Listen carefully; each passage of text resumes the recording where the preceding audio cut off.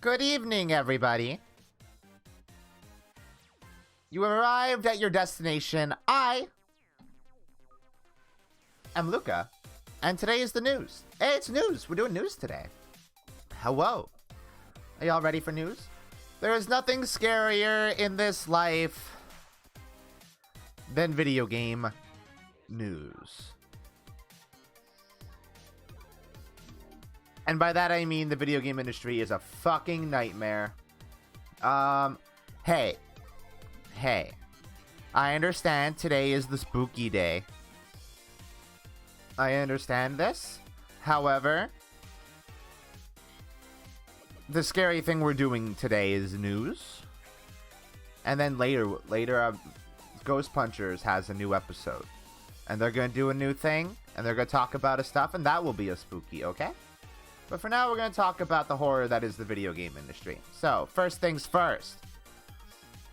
I always love a good excuse to shit on Nintendo and Nintendo products and Nintendo fans. And this is a pretty good excuse to do so. Hey, did you know that Mercury's Steam left a bunch of people out of the credits for Metroid Dread? Did you know this? Did you hear this? This was broken by a Spanish news site called Vandal. Is Mercury Steam Spanish?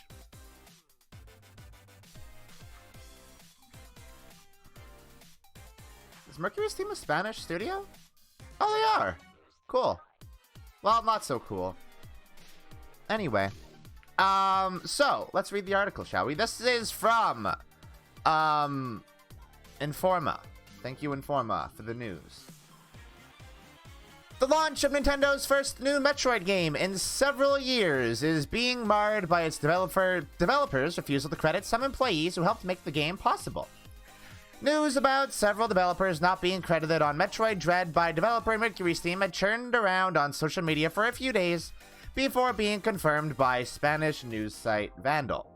Sources speaking to the site confirmed they were not included in the game's credits thanks to a policy of not crediting developers who worked on games for less than 25% of the game's development. For the record, my stance on this is that you should credit everybody who worked on a game. Even if your credits wind up like mega long, you should credit everybody who worked on a game. They worked on your game. You paid them. They contributed to the product that you were making money off of, so you should credit them. That's just facts. The team at Nintendo Everything also spotted a post by 3D artist Roberto Mejias? Who confirmed he was not credited on the game even though he worked on it for 8 months. I wonder if like for less than 25% of the game's development is including when the game was teased in what was it? Metroid Prime 2. That would be really funny. That would be incredibly funny that if you didn't work on the game for like I don't know, quarter of a decade, that you're just not in the credits. Mercury Steam confirmed and defended its policy in a statement to GameSpot, seemingly indicating it did not consider contributions from employees like Mejias to be significant.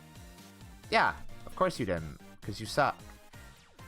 We accredit all those who certify a minimum participation in a particular project, usually the vast majority of devs. We set the minimum at 25% of development time, the developer said. We also credit those who, even though they have not been in the project for too long, have had significant creative and or technical contributions. So you make exceptions then, is what you're saying.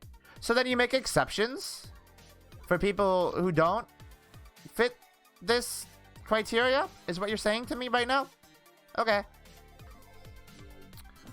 A game development is a complex, hard, and exhausting endeavor. We understand any of us needs to contribute to at a minimum to it. Wait, what? We understand any of us needs to contribute at a minimum to it to be accredited in the final product. Thanks for your interest. Wow.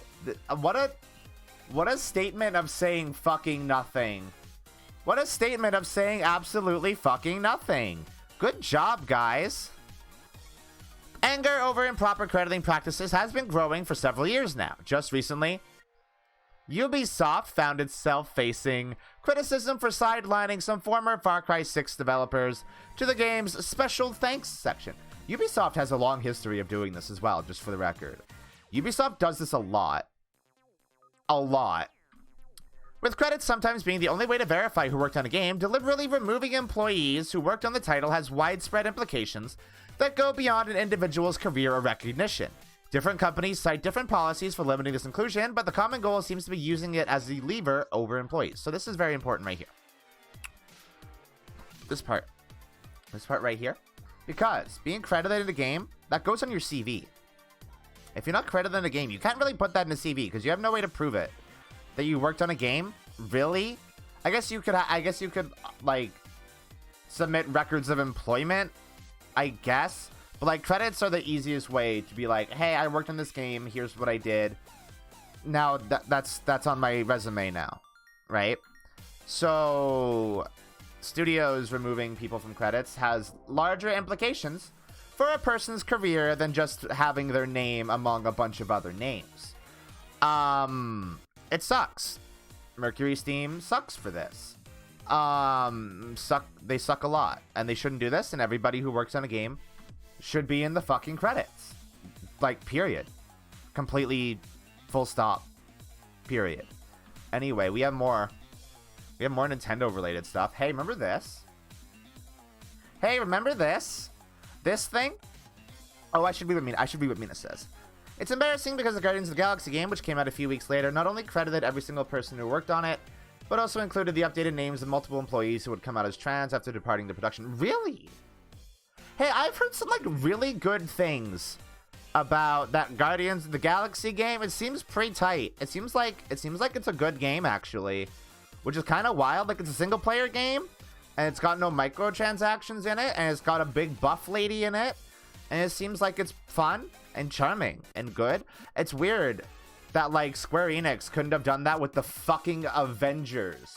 The fucking... Hold on. We have to have a zoom for emphasis. The fucking Avengers game is not as good as a fucking Guardians of the fucking Galaxy game. What? Huh? Pardon me? Are you kidding? Nobody knew who the fuck the Guardians of the Galaxy were until they were in the MCU, but their game is better than the Marvel's Avengers? What? We have some news on that as well. Anyway, here's the headline from The Gamer. The Gamer does good reporting. IDOS Montreal Redemption Art.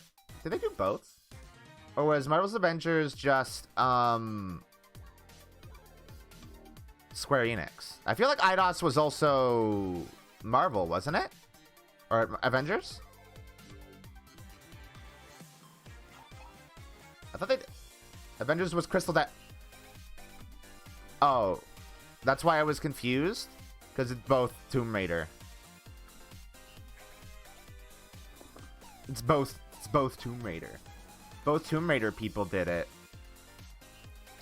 Anyway. Nintendo fans hit back against $50 Switch Online membership plan. Did you hear about this? Nintendo's trying to scam you. Did you hear about that? Did you know that Nintendo's trying to get you into a scam? Fans are speaking out in anger over the $30 price hike for Nintendo Switch Online Plus expansion pack after the price was stealthily released at the end of yesterday's Animal Crossing Direct. Nintendo revealed that while the price of base membership won't change, the price for Nintendo Switch Online Plus expansion pack, which comes with games from both the Nintendo 64 and Sega Genesis that you can totally just emulate for free, will cost $49.99 for a solo membership plan and $79.99 for a family membership plan? I didn't even hear about that. Despite also coming with the Happy Home Designer DLC for New Horizons, Nintendo fans aren't very happy about what they deem to be an unjustifiably steep price for the limited number of improvements added. especially with the limited Sega Genesis and Nintendo 64 titles at launch, and you can totally emulate every single Nintendo 64 and Sega Genesis game for free on your computer and phones, just for the record. Over on the Nintendo subreddit, Redditor NoobKiller69, hey man, I love your vibes, argued that Nintendo Switch Online Plus expansion pack isn't worth the extra $30 because the Nintendo 64 library is the smallest of all consoles, meaning they'll likely go even slower to add new games. And you can find Genesis games just about anywhere. Sega has ported them to anything possible and there's no lack of options, and you can also just emulate them for free. They also added that Nintendo probably included the Animal Crossing New Horizons Happy Home Paradise DLC. Wow, that's a fucking manga title if I've ever heard it. To the expansion pack at the last minute to sweeten the deal. That's exactly what they fucking did. That's exactly what they fucking did. They did it so that they could con you into doing this with a game expansion DLC that is not relevant anymore, because who the fuck still plays Animal Crossing? Meanwhile, fans on Twitter are complaining that the price for the expansion pack is too steep, to the point that they would rather keep paying $20 for the base Nintendo Switch Online membership plan instead of upgrading to the expansion pack for $30 extra. Some of them went as far as to compare the price of the expansion pack to the annual cost of PlayStation Plus and Xbox Game Pass. That's not true. To be fair to Nintendo, this is less expensive than paying yearly for Game Pass and PS Plus. This is still less expensive than that. You're paying $50 for a year's worth. However, if you're Canadian, that's like $70. So, you know, super not worth it for us. Nintendo ramping up the price for the expansion pack is an even bitter pill to swallow. An even more bitter pill to swallow. Oh no, I didn't want to click on that. Froggy Chair's back. Did you know that? Charles? Hey, Charles. The thing is, with the Nintendo 64 library, it's also small. It's small, and also, it's bad. Most N64 games suck. They're bad. They're terrible. And it's really mostly, like, mostly the first-party games that aren't bad. There's some good third-party games on the Nintendo 64, but the Nintendo 64 was just a god-awful console. So why it takes so long for Nintendo to, like, make... sorry, I was going to say make new versions of them on the Switch. That's not what they do. They just upload ROMs to their service and you emulate them for money. Why it takes them so long to do that, who the fuck knows? Nintendo has been like this since the fucking Wii. I don't understand. Anyway, Nintendo ramping up the price for the expansion pack is an even more bitter pill to swallow when you consider that one of the Nintendo 64 offerings, Super Mario 64, was featured in Super Mario 3D All-Stars, which they sold for a limited time in 2020 for nearly the same amount they're selling the new membership plan for.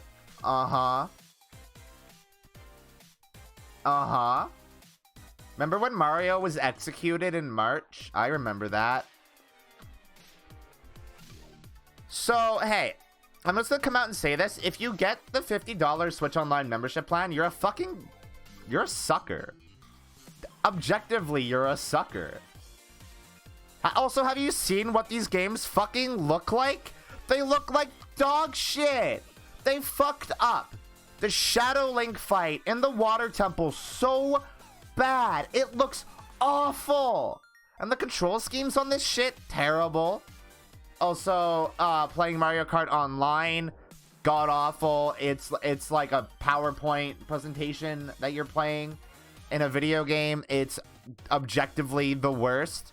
Yeah, if you're paying $50 a year for this, you're getting scammed. Period. Can I say that? Am I allowed to say that? In my personal opinion, you are getting scammed. There we go. Covered my bases. Anyway. Hey, here's some news. Here's some news from Rock Paper Shotgun. Hey, did you know that they were probably going to cancel Vampire the Masquerade Bloodlines 2? Did you know that? Is this not the most obvious thing you've ever heard, considering they fired their previous development team? It's weird. You know? It's weird that they even bothered talking about this. Because it's something that we probably all sort of assumed to be the case. It's almost like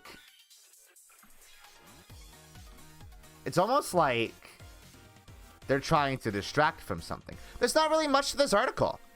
There's not really much to this article at all. It's just talking about, yeah, they fired Hardsuit, I think they were called. Where are they? What were they called? What was the studio called? That studio's dead now, I'm pretty sure, right? That studio shut down? No, that's to do with actual... That's to do with the TTRPG Vampire the Masquerade, I'm pretty sure. Yeah, Hardsuit... Wait, where is it? Hello? Did I see the name? Oh, I thought Western. I thought it was Wesker. Hardsuit Labs. Right.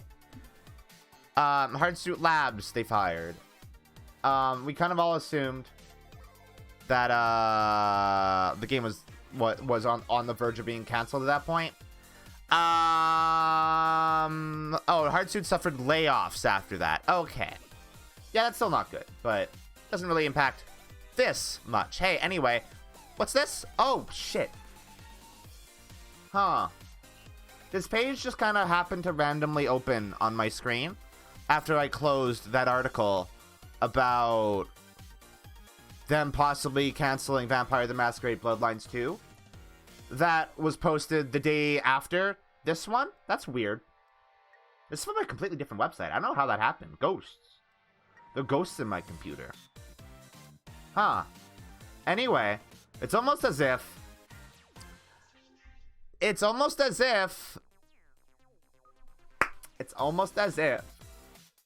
talked about this super obvious thing to distract from the fact that they harass women in the workplace. Can you believe it? This has never happened before. This is unprecedented. Anyway, a new report describes in detail the pervasive culture of sexual harassment and discrimination at Swedish game publisher Paradox Interactive. One report states that a female employee was called a token hire and was told to be quiet during a company meeting. Woof! Woof! I saw, I think it was, Meg Janeth on Twitter said, like, yeah, there were instances where I was, like, aware that I was a token hire, but for someone to come out and specifically tell me that I'm a token hire is absurd.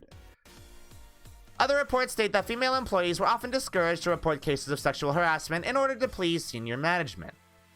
A particularly egregious case mentions how Paradox Interactive hired a senior manager with a reputation for unwelcome approaches and harassment. He probably worked previously at Ubisoft, if I were to hazard a guess. I don't know that for sure. That's just a joke. One woman who worked... Wait, hold on. At a separate company prior to his hiring at Paradox. Probably, you know what? Probably Ubisoft then. One woman who worked under the man at that former company states that he would have too much physical contact with female employees, describing how he would put a hand on the lower back or very close hugs where he would drill his face into one's throat. What the fuck? That's weird, dude. You're not a vampire. That's uncomfortable. Well, I guess it makes sense. He went to work for Paradox. The company in question later went to court and paid a settlement of 270,000 Swedish kroner. Wait. Kroner is the currency of Sweden? Wait. Huh? About 30,000 $30.8 thousand dollars US in 2016. But Paradox Interactive hired the manager just months later, where he served in a senior role until August 2021. When was this posted? Oh, October of this year. Another source describes how management belittled and talked down to female employees who make up about 1/5 of employees at Paradox Interactive. Talking with Eurogamer, sources detail vulgar and misogynistic jokes, as well as meetings where people are screamed at being commonplace. One woman detailed how she spoke up about the company's direction during a meeting, only to be told that she was just there as a token hire and that she should be quiet about this. Worse yet, the company is reportedly ill-equipped to deal with harassment cases because middle management is focused on appeasing senior staff rather than addressing issues. Employees are also fearful of retaliation as Paradox Interactive makes up a significant portion of the comparatively small Swedish game industry. Yes. Paradox Interactive is the biggest game company in Sweden. Probably one of the only ones where you can probably make like a livable salary, if I were to hazard a guess. Sweden isn't really known for game development. Actually, isn't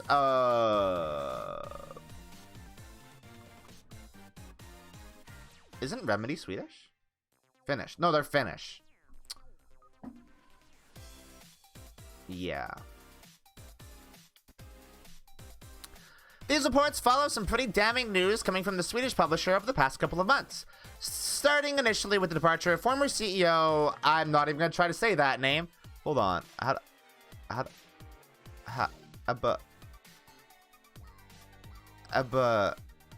on.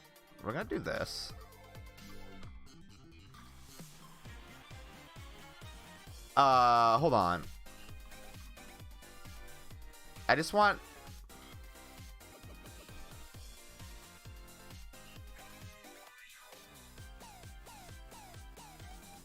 No, that's in Japanese. I was like, why? That doesn't sound right. Translate from Swedish. Fuck. How do I say this? Hello? Oh, these voices are bad, dude.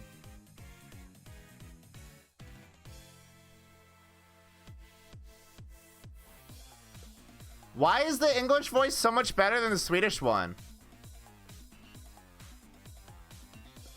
Ebba Lungerid. Okay. These reports follow some pretty damning news coming from the Swedish publisher over the past couple of months, starting initially with the departure of former CEO Ebba Lungerid in early September. While Lungerid herself stated that the reason was due to differing views on the company's strategy, the above harassment allegations describe a studio culture that was worse for women. That was the worst for women. It doesn't help that Lungerid's replacement, CEO Fredrik Wester... Fredrik Wester just... That... is this man Wesker in disguise? Probably. Himself is guilty for inappropriate behavior during a company conference held back in 2018. It's funny how all these like harassers fail upwards and get these really cushy jobs in companies. It's almost as if the culture of the video game industry promotes and endorses and just accepts the stuff as normal and almost endorses it. That's weird. That's strange. The full report from Eurogamer details numerous other problems, such as the sway Paradox holds on the Swedish games industry. Paradox has reportedly hired an external independent auditor to investigate its company culture. Have you? Have you now? Man, where the fuck have I heard that before? Which many hope will begin a shift. It won't! One source told Eurogamer that change will need to come from upper management being willing to help, as well as a perception shift of what's acceptable. There is actual harassment at Paradox that people are denying because they don't believe it's harassment. We believe it is normal because where they come from, this culture has been ongoing for years and years and years. And some people have never seen anything different. Yeah. Uh-huh. Uh-huh. Yeah, so here's why so much of this has been popping up over the last year. It's because when cracks start to form, as they did with... I'm not even going to say that it was Ubisoft. I think early on, I think the Alexis Kennedy thing was like really early on it was probably the Me Too movement largely. But one of the video game's earlier examples of this was Alexis Kennedy, who worked on Sunless Sea and Cultist Simulator. he similar to all of this stuff, got called on it, and now he's irrelevant. Once this cracks start to form, everyone goes, oh wait, we can talk to people about this and like actually maybe possibly do something. This isn't completely hopeless anymore. So then we got Ubisoft, then we got Activision Blizzard, then we got, I mean, Paradox. I'm sure EA, hey EA, any day now, baby. It's gonna be EA any fucking day now. Quantic Dream also. Rockstar. But the Rockstar was really early on, actually. That was even before me too. Of just how absolutely fucking awful that company is. Fucking Rockstar Wives, all that shit. That was ages ago. I think the only actually ironically, the only company that I would never expect to have reports of this come out is Nintendo. I think. Even then, Nintendo is still a corporation and this stuff probably still exists. It's funny how, actually, now that I think about it, none of the companies mentioned in any of these, like, reports of the last couple of years are Japanese, right? It's all Western studios. I guess maybe there's a different culture in Japan. Yeah, there's a different culture in Japan that would make it so they don't, like, people are less likely to talk about it. Yeah. Different work culture in Japan. Yeah. Japanese work culture is pretty fucked up. Anyway. So, that's news. I think there's less openly day drinking all day at work in Japan. You would, well...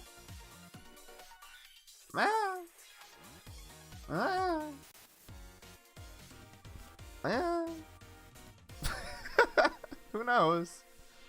Anyway, that's all I have to say about that for now.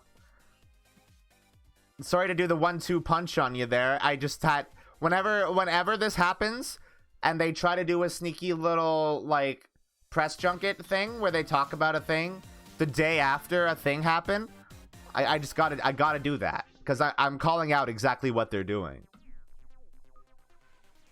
Anyway, hey, this one's way more minor, but still sucks. Big shits. Where is this? The 6th Axis doesn't even have any branding on their fucking website. Are you serious? That can't be right. Hold on, let's refresh this page. Man, they sure have no branding on their actual website, huh? That's weird. That's odd. Is there... I guess TSA? That... You can't call yourselves that. Anyway, Marvel's Avengers gets paid experience microtransactions, reversing cosmetic-only stance. You remember...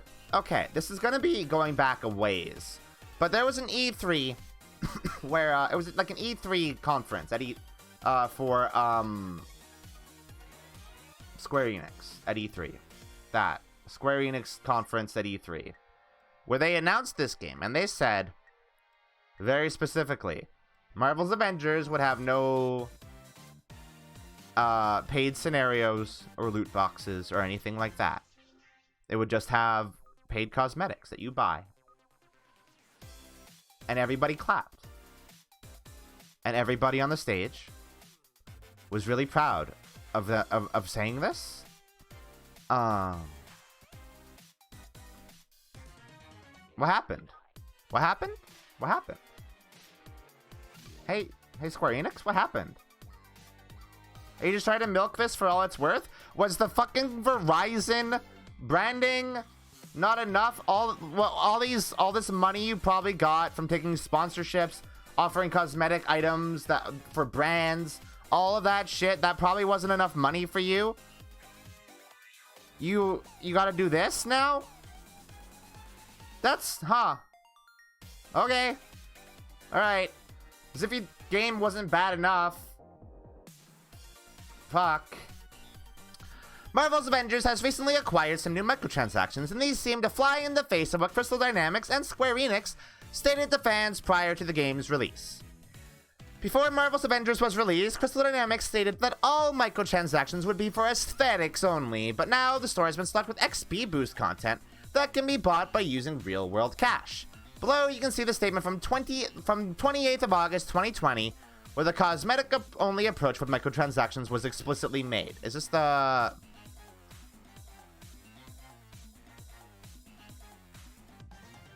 No, this isn't the actual conference, but... are you quoting it? We've also committed that content purchasable with real... Wait, I gotta do a dumb voice. I gotta do a dumb business voice for this. We've also committed that content purchasable with real money in Marvel's Avengers will be aesthetic-only editions, which will ensure we can keep the game fresh for years to come. The fight against AIM is only just beginning. There's much more story and many more heroes on the horizon. Our in-game economy is built on a player-first approach, where you can earn outfits, emotes, nameplates, and amazing gear through play, as well as tailor your style with store cosmetics purchased using credits obtained by exchanging real-world currency. Yeah. The store update for these new heroes, catalysts, and fragment extractors, God, okay, consumables was noted in the weekly War Table blog, with a small paragraph saying, we added a consumable category in the market where you can purchase heroes, catalysts, and fragment extractors. You can purchase a consumable with a 1-day duration for 100 credits and a 3-day duration for 250 credits, or 7-day duration for 500 credits. No further clarifications have currently been made. The reason as to why consumables have been added could be for a couple of reasons, though none of this is confirmed. First, Marvel's Avengers was a major financial loss for Square Enix, with the company having to write off 11 billion yen?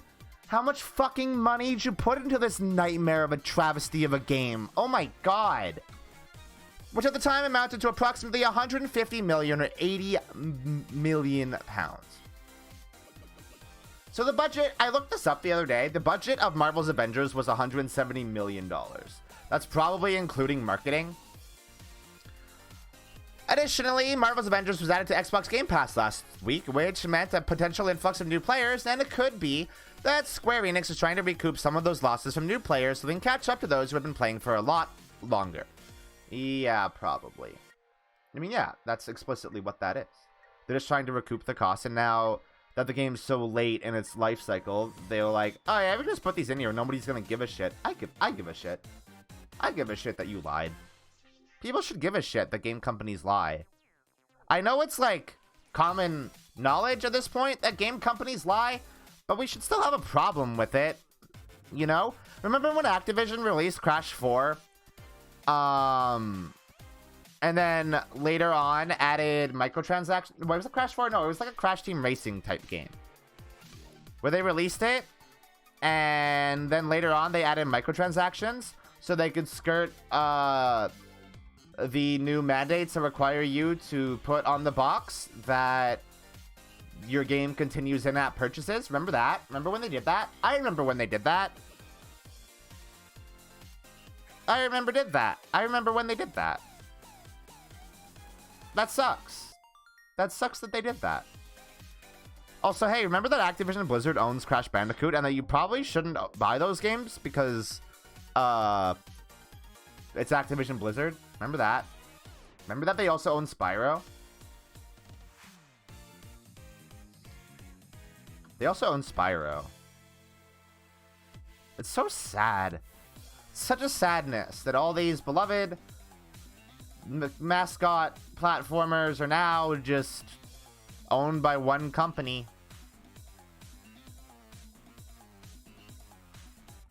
That sucks. Anyway, you want to talk about companies that suck?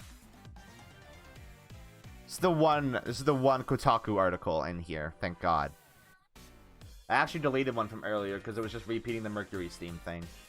I prefer not to put Kotaku articles in my news show because Kotaku sucks and I don't like them. Anyway. Despite filing harassment reports, employees say Ubisoft isn't doing much. Wow! Shocker! What? Are you serious? Are you for real? They're not doing much? Huh? What? I'm completely beside myself with surprise. Shortly after Valerie arrived at Ubisoft Montreal in 2018, home to the hit Far Cry and Assassin's Creed franchises, you don't have to include that part. You can just not include those names in it. You can just not say that. You can just not pimp their products while you're reporting on them not doing anything about sexual harassment in the workplace. You can just not do that. Did you know that? Kotaku? She says she was sexually harassed and the victim of racist remarks. She reported the incidents, but says nothing was done. The harassment happened again last year, only this time she hoped the company, then in the midst of a very public reckoning, with accusations of sexual misconduct and the failure of its workplace culture. It's not a failure of the workplace culture is working as intended. Might respond differently. But after filing complaints through multiple reporting tools, including a half-dozen interviews with supervisors and HR managers, Valerie never received a resolution to her case. Earlier this year, she decided to resign. Yeah, that's fair. I wish that I could have continued my Ubisoft journey, but I was really affected by all the harassment, discrimination, and toxicity I encountered and how it was handled, she told Kotaku in an interview. I really hope that the situation will get better for Ubisoft, but they are not there yet. Valerie's story, pseudonym is being used because the former developer wished to remain anonymous for fear of retaliation. Yeah, because these companies love to do that. Calls into question Ubisoft's stated commitment to overhauling its HR processes and workplace culture in the wake of last year's reports. It wasn't just last year, it was also in 2019. But, like, go off, I guess. Despite cutting ties with some of those accused publicly, hiring a new head of diversity and inclusion and a chief workplace officer, and bringing in an outside firm, Relay Expert Conseil? To review employee complaints, some current and former employees told Kotaku that the company's process for reporting issues still feels like navigating a maze to nowhere. In July, following the news of a California lawsuit accusing Activision Blizzard of widespread sexual harassment and discrimination among employees, current and former Ubisoft workers formed the group A Better Ubisoft in Solidarity, calling for industry-wide change to how companies deal with reports of misconduct. I'm seeing what's in the related stories and I'm not happy.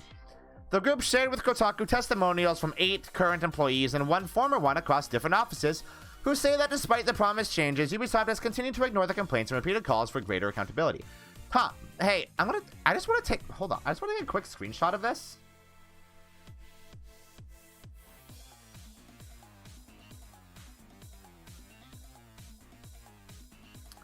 Because all of these fucking related stories. Far Cry 6's Secret Cat Boat has a long history at Ubisoft. Far Cry 6 is a cool Far Cry Primal shoutout. Like, why? You are doing an article talking about sexual harassment and discrimination at Ubisoft. And I don't care if these related stories are just like an automated site plugin. I don't care. I don't give a fuck. You are out here promoting the products of the company whose discrimination and harassment that you are currently reporting on. It is injected into the middle of the article. What the fuck are you doing? Like, actually, what the fuck are you doing? Jesus Christ. I gave witness testimony through the Idoko platform, directly referencing a case that a coworker had reported already and never heard back. No further questions, nothing, wrote one. Idoko is one of the anonymous reporting platforms employees now have access to. I was fetishized for my race, wrote another. Not only were they late to the appointment, they did not properly follow up on my case. Yeah, no shit. Others reported issues with discriminatory pay, abusers getting promotions, and being sworn to secrecy about their complaints, each, they say, similarly plagued by a lack of apparent follow-through and transparency in how management handled them. Last year, to address a lack of trust and faith in its HR department, Ubisoft set up alternative reporting tools. Ubisoft Montreal implemented a new Respect at Ubisoft email to which complaints could be sent, and has now added a third-party reporting platform called Wisply. Hey, this just sounds like when you work at an office, there's like a complaint bucket, and then at the end of the month, your boss takes the complaint bucket and files all of the complaints in the fucking garbage.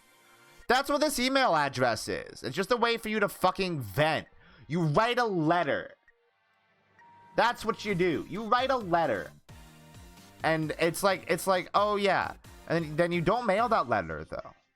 You keep it with you. Or you shred it or something, you know? It's one of those like stress and anger management tactics that people like to tout. In France, employees have access to Idoku. Wait, is that a different one that sounds exactly the same? Idoku and Idoko. What? Some other studios have additional reporting options. The secrecy around these platforms was intended to protect people's anonymity, but some current and former employees say the opaque process makes it hard to get any answers. Yeah, it's almost like it's designed to be that way. And the continued frustration by some at Ubisoft Montreal specifically comes as senior developers and others are reportedly abandoning the roughly 3,000-person mega studio in droves, leaving for competitors and startups as money continues pouring into the booming Canadian game development scene. Good. I'm proud, actually, as a Canadian, that we have a booming game development scene. It's a shame that one of them is Behavior, and another one of them is Ubisoft, and another one of them is BioWare, founded in a city hours away from me. But Canadian indies are cool. When asked for comment, a spokesperson for Ubisoft told Kotaku it was looking into the questions raised in the story, but didn't have a comment to share at this time. That's weird. Weird how they'd have no comment. Huh. How strange. How unexpected. In 2019, Valerie was working on... Also, I just gotta point out, they put a screenshot of, like, I don't know, fucking Anthem in here. Why? Why did you do that? Why did you... Why? Why did you do that? Why? Why? For what purpose did you do that? I don't know. I don't fucking know. It's almost like you're still advertising their products in the article about their harassment and discrimination. Kotaku. It almost seems like that's kind of what you're doing. Hey Kotaku, remember when you contributed to the harassment of a sexual abuse survivor? Do you remember that? Remember that? And all your games journalism buddies rallied against her and blocked her and sent their audiences after her. Anyway, I'm not saying that you could handle these things better, but you could probably stand to fucking handle these things better. That's not even Ubisoft. I don't know what this game is. It just looks like Anthem to me. All of these AAA live service games look the fucking same to me. Image, Ubisoft. This is Ubisoft, folks. That's what Ubisoft is. Oh, it's Rainbow Six Extraction. Why? Why? Why? Why? Actually, fucking why? Why is this here? You just needed a picture to put here? Is that it? Just put a picture of fucking, like, Ubisoft's office here, so we know exactly where to fire. Never mind. In 2019, Valerie was working on one of Ubisoft Montreal's big unannounced games. It's since been cancelled. When she says the product's technical director asked her if she kept sex toys at her desk. Cool. On another occasion, she says he told her, "I will come and slap your butt." The next day, at the studio's big annual Zeitgeist party. Fucking woof! It's funny, when you smile, you look like someone eating lemon. What? Valerie, who is Asian, recalled him telling her at one point, followed by him trying to imitate her face.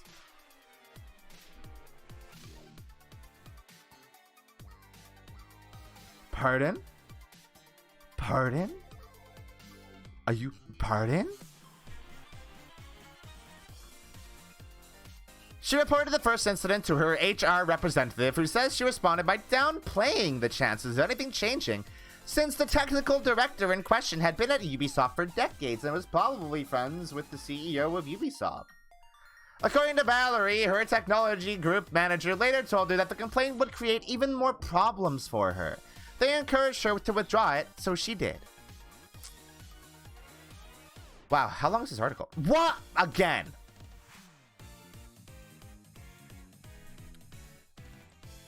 Image for article what?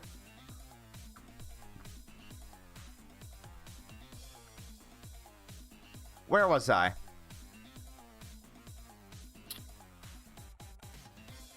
In July 2020, Ubisoft announced plans to investigate all reports of misconduct and overall its workplace culture, prompting Valerie to report what had previously happened to Relay expert Conseil. However, since her harassment was limited to 3 incidents, she says a representative of the firm told her that it did not amount to sexual harassment. Wow, good firm you guys hired there. Great job. That same year, Valerie had started working on another unannounced game, one which is still in development, but the harassment didn't stop and the team dynamics there were more toxic as well. "You Asians, you all look the same," she recalled her assistant director, who she said would also try to flirt with her, saying, "Wow. Wow. Wow." Her new manager, meanwhile, would frequently yell at her when he was upset with something, complimenting her work in private, only to tear it down in front of other senior developers, according to her and another former employee who was aware of it at the time. These were the 2 people she needed on her side to get a promotion she was seeking, but despite earlier accolades, she said her manager later dismissed her work as insufficient and disappointing. She went on sick leave following that episode and said her doctor diagnosed her with depression and anxiety from work. No kidding. No kidding. No kidding. No kidding. After coming back from sick leave, she reached out to Relay expert Conseil about her situation, calling and sending 2 emails. The emails never received a response, but weeks later, someone from the outside firm did eventually call back, telling her the case would not be investigated, but didn't explain why. It's almost like Ubisoft hired a firm that doesn't actually investigate sexual harassment in the workplace, but just exists to offer companies an easy out from a PR perspective. They hired a PR firm is what they hired, actually. Valerie made one final attempt to alert Ubisoft management about the problems she was facing. A resignation email sent in April of this year directly to CEO Yves Guillemot, the fucking bastard himself, and 3 others at the company. Based on a copy reviewed by Kotaku, the email explained the harassment and discrimination she had faced and her frustration and disillusionment over Ubisoft's failure to address it. Guillemot did not respond, but Lidwine Vernaise Sawyer, the newly appointed head of workplace culture, did, writing that she would reopen Valerie's file and escalate it to Rashi Sika, the recently appointed VP of Global Diversity and Inclusion. Several interviews followed, including one with both Sawyer and Sika, Valerie said, but ultimately nothing came from them.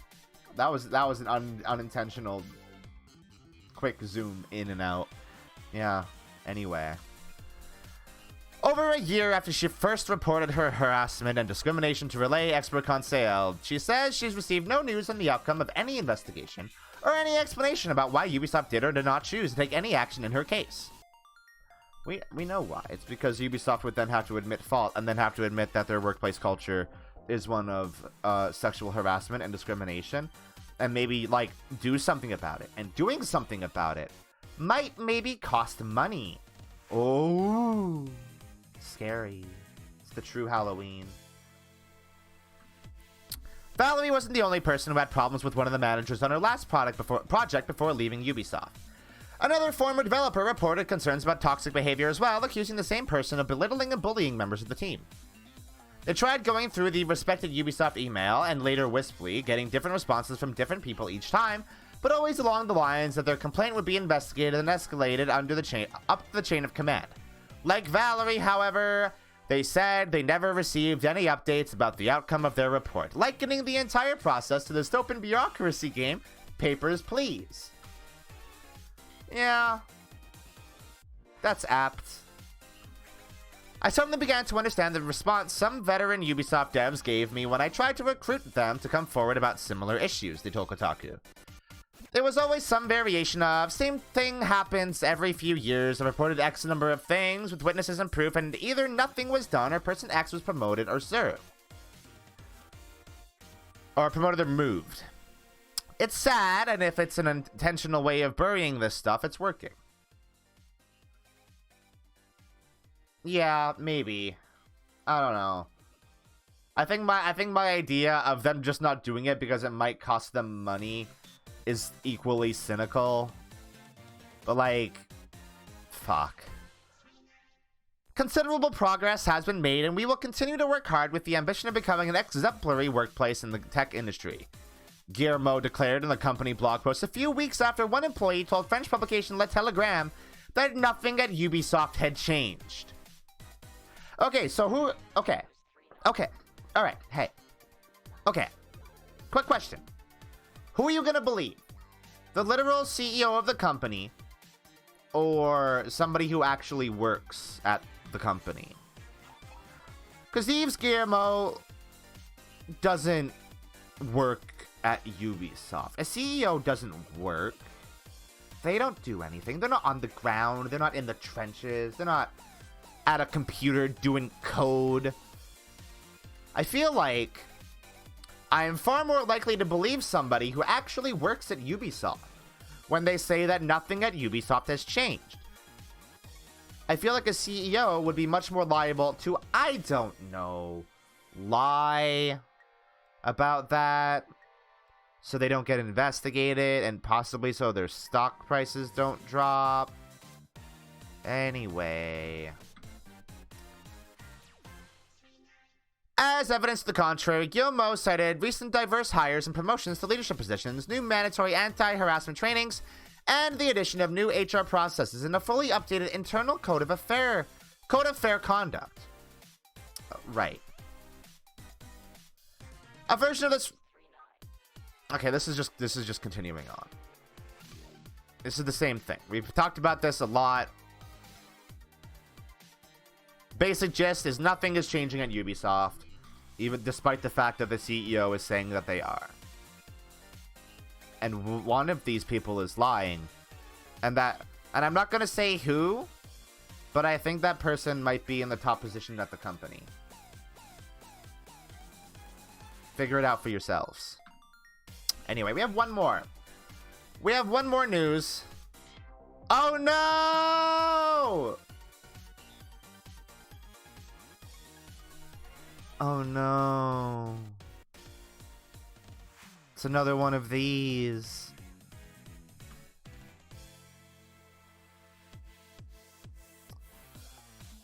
This one's actually... Okay. I will... In fairness, this one is... A lot of people at Activision Blizzard have said that this... What is reported in this article is good steps, and they are actually meeting some demands. So we're gonna cover this. Activision Blizzard CEO sets workplace harassment goals tied to his pay. The worker movement calls the new policies a win, but says there's still demands that haven't been met. Wow, this is okay, no, it's not that long. Okay. Activision Blizzard CEO Bobby Kotick has released an extensive statement regarding the state of the company following the state of California's lawsuit, alleging it cultivated a frat boy workplace culture that made way for sexual harassment and discrimination. The statement outlined 5 new policies that will be implemented company-wide in an effort to stop out harassment, increase diversity in its workplace, and ensure pay equity. Kotick's letter began with a general statement to workers at Activision Blizzard, then was followed by a bulleted list of new initiatives that will become standard within the company in response to the lawsuit and demands of workers to improve working conditions. Okay, let's read through these, alright? First, the company is enacting a zero-tolerance policy for harassment. This means that while previous instances of harassment were sometimes met with a verbal or written warning, Any substantiated harassment case will be met with immediate termination. But Kotick notes that some areas around the world may have local laws that restrict these measures, and in those cases, the company will apply the highest permissible standards and strongest possible discipline. That's a good start. If I'm being completely honest, that's not a terrible start. Second, Kotick says the company will be increasing the percentage of women and non-binary employees by 50% and will be investing $250 million toward the cause. According to the letter, the goal is to have women and non-binary workers make up more than 1/3 of the company within the next 5 years.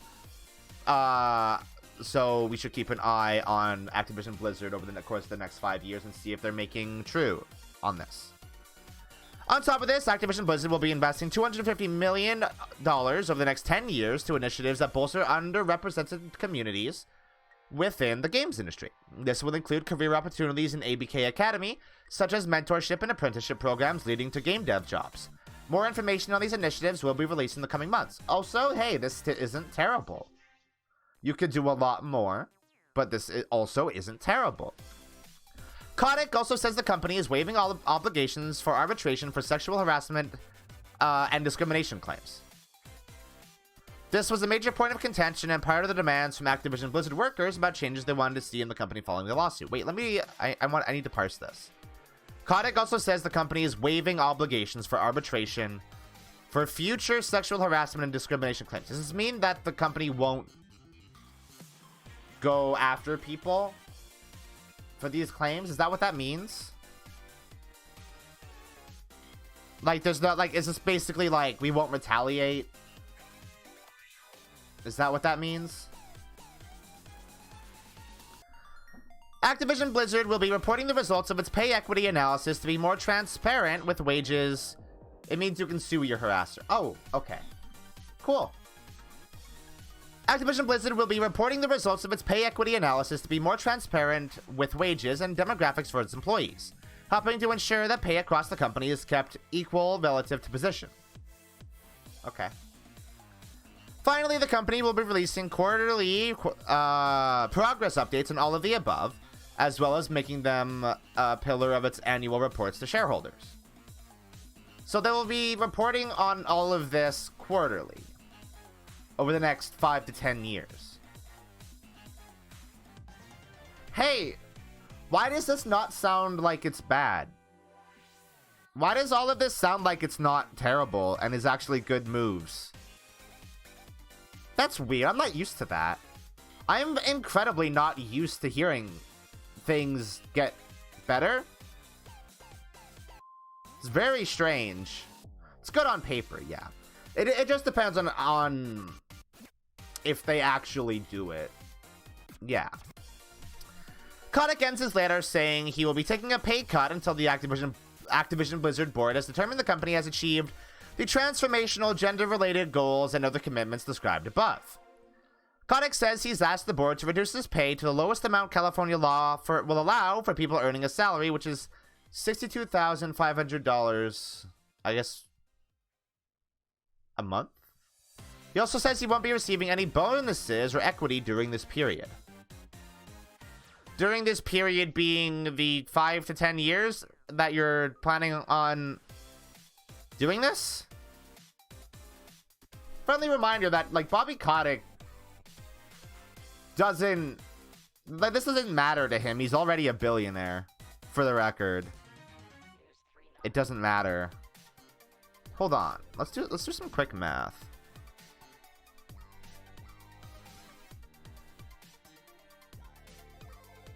If this is a monthly salary...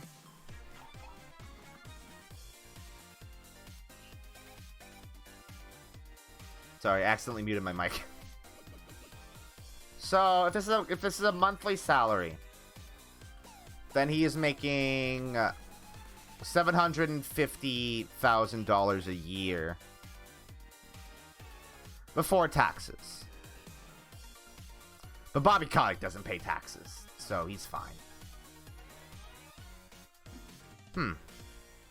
A better ABK, the movement of workers within the company who are pushing leadership to acknowledge their harassment and put systems in place to prevent it, responded. Wait. A better ABK, the movement of workers within the company who are pushing leadership to acknowledge the harassment and put systems in place to prevent it, responded to Kotick's letter. The group published a statement on Twitter calling it a huge win. However, it notes it still demands the investigation into these claims to be done under an unbiased third party rather than Wilmer Hale, which is known for its anti-union stance. Yeah. Hey, remember one of the people who works at Activision Blizzard used to work for the US government during the Bush administration and was a torture apologist? Remember that? Anyway. While today was a huge win for us, we remain vigilant and continue to push for other industry practices that need to change. We still stand firm by our demand that the investigation must be done by an unbiased third party, of which Wilmer Hale is not one. We continue to push for light to be shed on other industry practices like crunch, which can be especially harmful to the health of game devs, and especially the health of disabled and chronically ill game devs. We continue to give our unwavering support for our colleagues across the industry who are also pushing for change. A better Ubisoft still has demands that are not being met. Together, we will be the change. In the months following the lawsuit, there have been walkouts, calls for the resignations of higher-ups within Activision Blizzard, and the firing of around 20 employees as part of investigations. On top of this, there have been reports of threats to organizing employees and shredding of evidence that would have indicted those who were being accused of abuse within the company. These things did, in fact, still happen.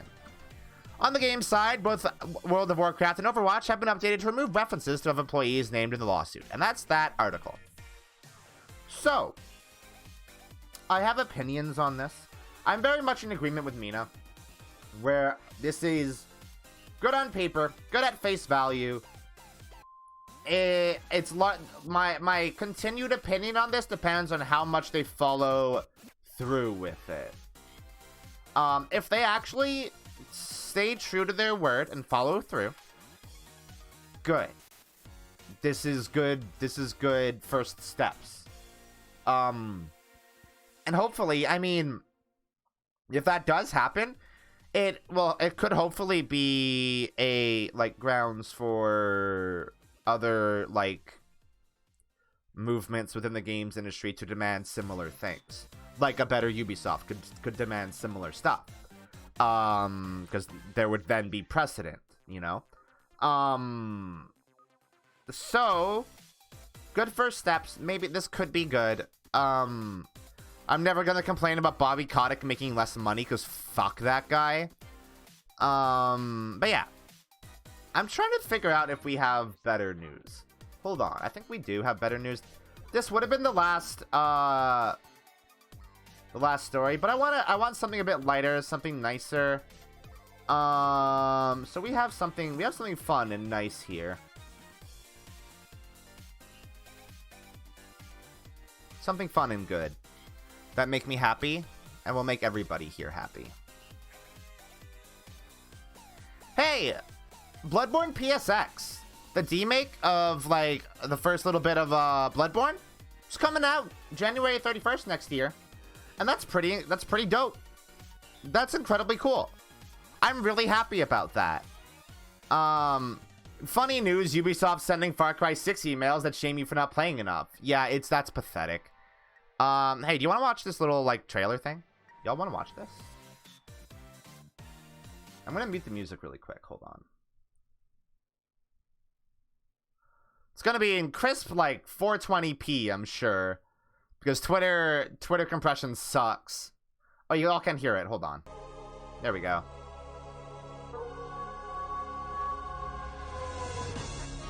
Man, it looks so good.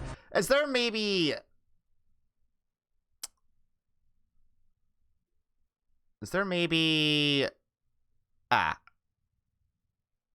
We'll watch this. We'll watch this, because this will invariably be in better quality.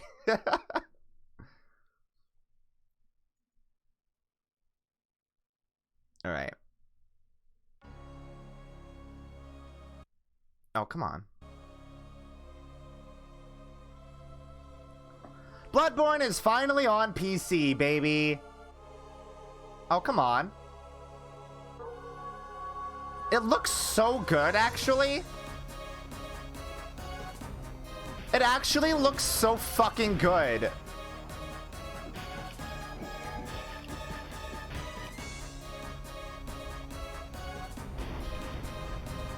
It looks like it kicks ass.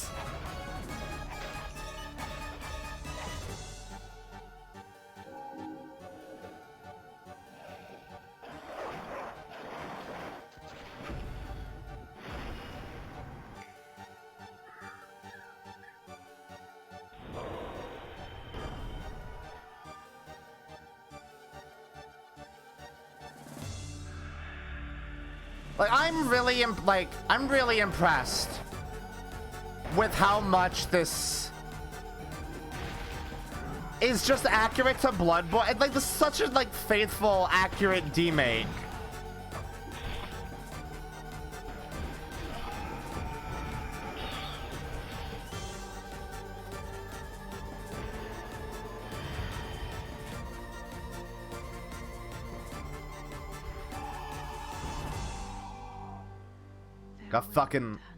We got fucking Cleric Beast, baby. It does not look bad. It looks great. It looks so fucking good. I'm so hype. Fans, that's also very good. No, but here's the thing. It's supposed to be bad in terms of gameplay. It's supposed to be like Nightmare Creatures, and hey, Nightmare Creatures fucking sucks. But, like, Nightmare Creatures is very much, like, a direct inspiration for, Bloodborne PSX. So it's gonna play a lot like Nightmare Creatures. Yeah, it's a PS1 game. PS1 games played terribly. Of course. I'm still gonna play the fuck out of Bloodborne PSX. Hold on. If you want to follow the person who's making this, it is... Botster. Go follow them on Twitter. They do, like, daily dev updates on their Twitter that you should check out. She's really fucking cool. And I love her. She's really fucking cool. She's great. All right, that's the news for today. That's the news, baby. Hey, we got lots more coming up today. Don't you worry. Don't you worry about it. We got a special episode of Ghost Punchers HQ. That'll be fun. It'll be a long episode, I think. So what's going on here? Well, oh, hold on. I need to fix something. Why can't I hear this stuff? I should be able to hear this stuff. Hold on.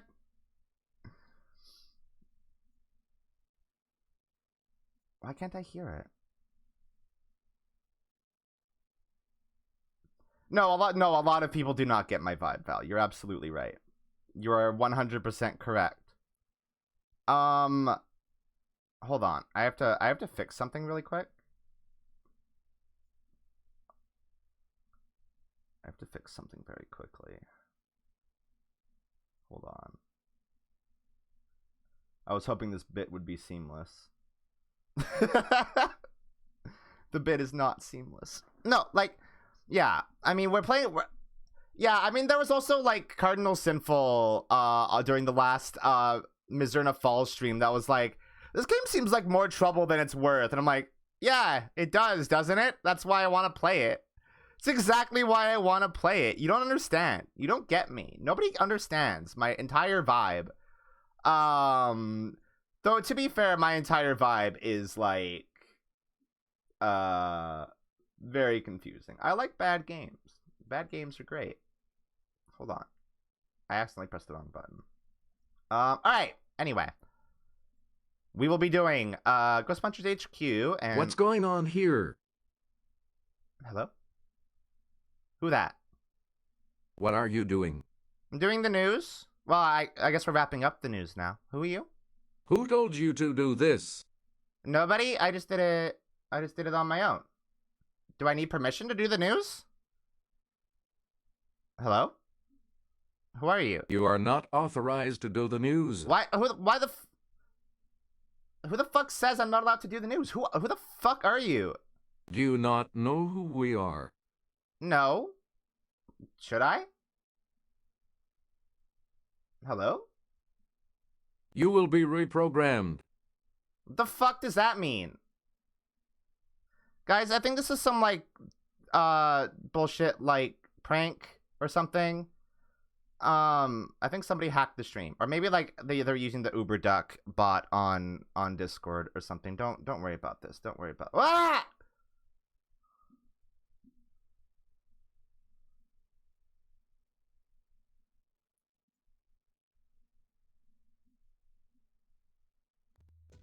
Has this ever happened to you? What the fuck? Come on!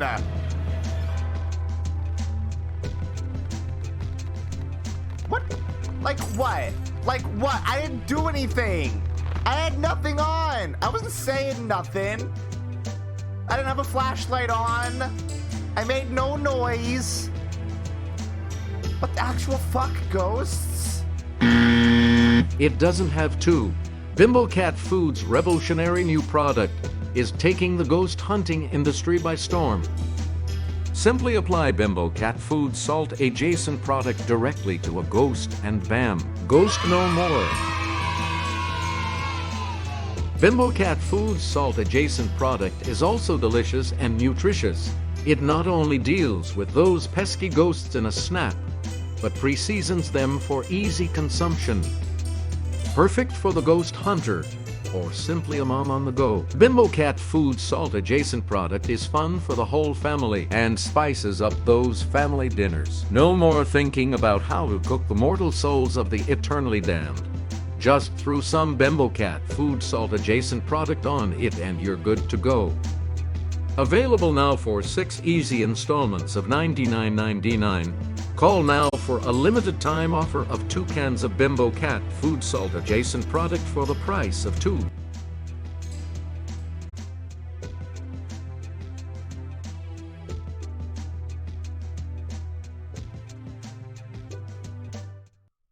Hello, everybody. What's up? Oh, god damn it, she fucking did it again. She fucking forgot to turn off her news bullshit. You know what? I'll let it slide this time. It seems like something happened on the last show, so you know what? It's fair. It's all right. It's okay. Hello, everybody. Welcome to Ghost Punchers HQ. We're here now. Why is this still on my screen? Why can't I get rid of it? She died? What? No way. I don't believe that. Why is this still on my screen? Why won't it go away? I don't understand why this won't go away. Oh, I'm on the wrong scene. That's why. No, that's my chair. I don't want to get rid of my chair. Hold on. Let's get rid of that for right now. Robot Alex Trebek murdered her? What? I don't believe you. That sounds too crazy to be true. Anyway, hello. We're here. Hey, welcome to Ghost Punchers. We have a good... I, Luka, have a good show lined up for you today. We're gonna talk about... we don't have channel point redemptions on this show. I'm so sorry. And you know what? I'm gonna have you waste that so you learn your lesson. All right? We don't do channel point redemptions on this show. Anyway, hey, we're gonna talk about some cool stuff today. We're gonna talk about This is a special episode, big special episode. I didn't prepare anything for this. There's no cool graphics, no cool fancy graphics or anything. We're just gonna talk about some Slenderverse stuff. All right, we're gonna talk about. Well, hold on. I'm gonna get this on the screen really quick. I don't have a hotkey for this, unfortunately. But we're gonna talk about. It's really large on my screen right now. I need to shrink it maybe a little bit. Talk about Marble Hornets first. Y'all heard about Marble Hornets? Y'all heard about this shit? Y'all heard about this? This is a new hot thing of 12 years ago. Marble Hornets was an unfiction project based on the Something Awful forum thread that birthed Slenderman. where Something Awful was like, hey, can we like make a modern day urban legend sort of thing? And they did it. They made a Slenderman. They did it. And then a lot of shit happened after that that we maybe won't touch on because it's sensitive topics and not very cool to discuss. It's not the nicest thing to talk about ever, so we're not going to talk about it. Anyway, Marble Hornets, this was the first. Marble Hornets was, in fact, I'm going to talk a lot of shit about Marble Hornets today. And I just want to make clear, Marble Hornets was a resurgence of unfiction. Marble Hornets inspired a brand new age of unfiction. From stuff like I Am Sophie to Hi, I'm Mary Mary to Daisy Ridley. A lot of really cool stuff came out of Marble Hornets, and we're actually going to talk about some of the stuff that did come out inspired by Marble Hornets on this very program. However, we gotta tackle the beast, the beast, you know, the very, very first one. So we're gonna watch the introduction of Marble Hornets. Nothing much happens in it, and then we'll look at the first few entries. And then I will do a brief summary of where this show goes, and we're gonna actually switch to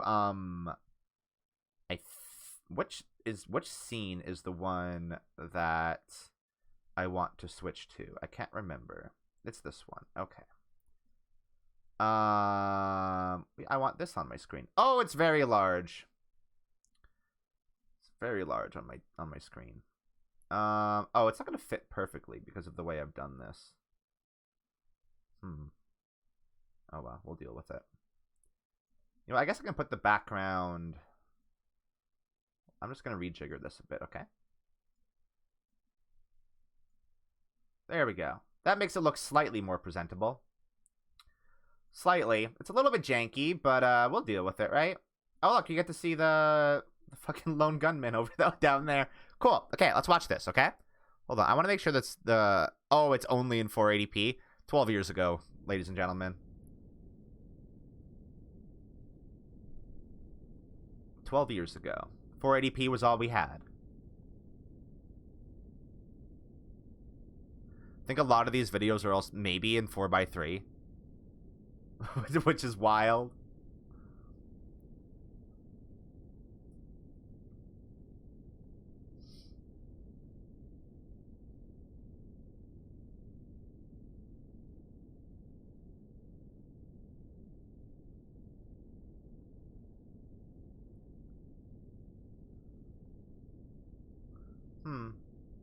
How weird.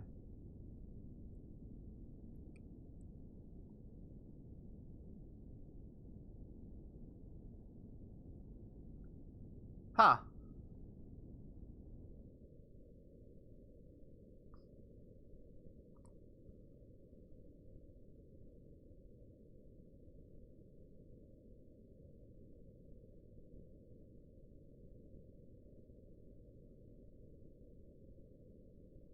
Burn them to DVDs. Yeah, exactly.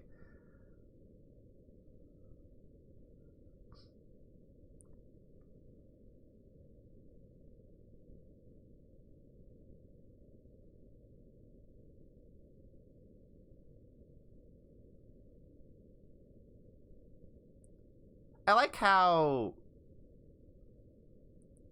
I will say this initial introduction is it gives the game away a little bit immediately. I don't think this is a super elegant first entry, and I'll discuss it. I'll discuss why in a brief second. We'll come back here, and I'm gonna be a ghost. Hi. So right off the bat, so the first thing, what we are expecting of this video series is that it's gonna be some friend of some guy is gonna be uploading the I don't know, like the raw footage of his friend's college film project. That is what you would expect, based on what was said. However, there is a spooky atmosphere to the video that belays the true intent of the series. And I feel like a more elegant way to handle this would be for the first few entries here, because it dives right into immediately being like, oh, okay, this is what we're doing. It immediately dives into, this is a spooky thing for Spooky Happens. A more elegant way to do this would be for the first few entries to actually be like raw footage of Alex Crayley's film project from college. And it being kind of like unassuming.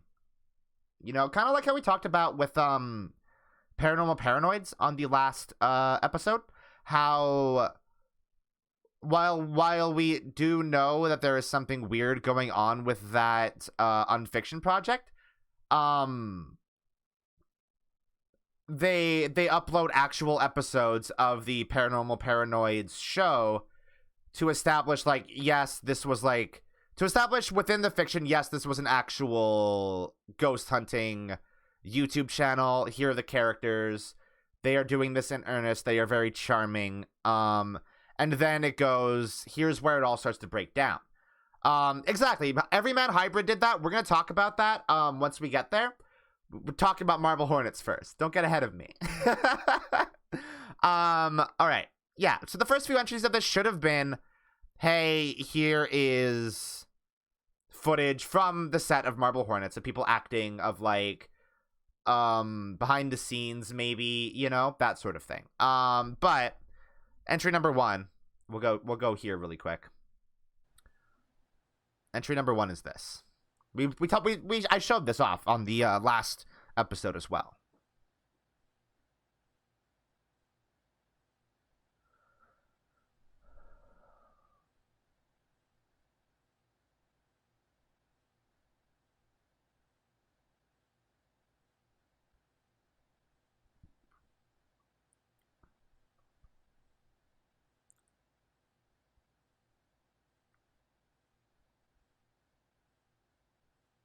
Oh, there he is. There's the man. Looking so slender in that suit.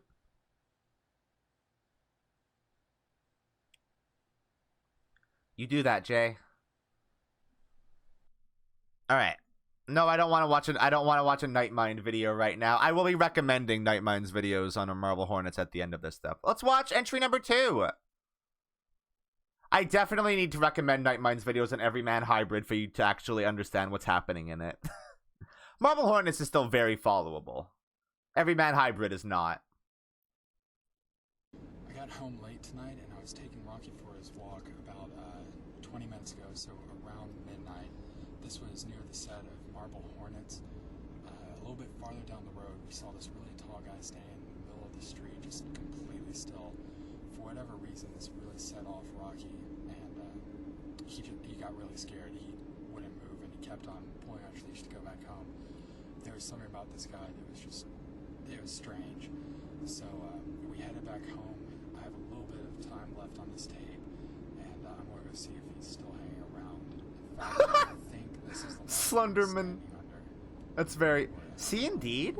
Really? For Slenderman? That's supposed to be, like, public domain. Oh, maybe when they made the fucking Marble Hornets movie, there must have been some, like, IP shit there, maybe. Okay, you can't really see it well on the camera, but... Like, Slenderman isn't a licensed character. He was made on something awful. Moved on. But yeah, there's just something about that. That's weird. The character in Marble Hornets is the operator. Yeah. Yeah, but Jay, like, Troy, the like, I don't know, I want to say lead creative of Marble Hornets, was actually in that Slenderman, Something Awful thread, and helped contribute to the creation of Slenderman, and then made Marble Hornets. I don't know why they then changed his name to the operator. I don't know what's up with that. But yeah, it's not inspired by all that. Like, the creators of Marble Hornets literally contributed to the creation of Slender Man.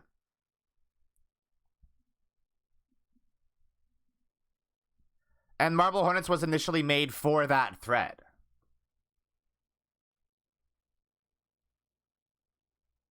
Yeah, no shit, Jay.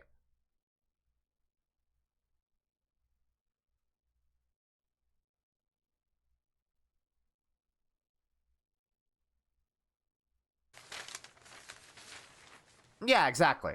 Yeah, that's probably why it is, Needle.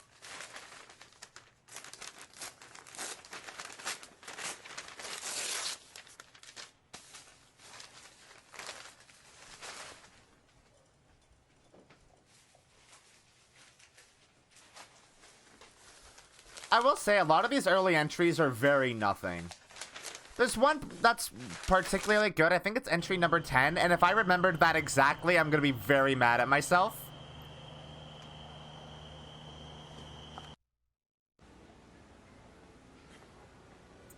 Gonna be incredibly mad at myself if I remembered the exact entry that I'm thinking of.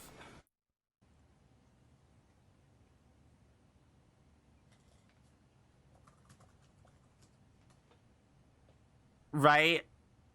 Slender Man is actually in that shot of the woods as well. I think he is actually in that shot.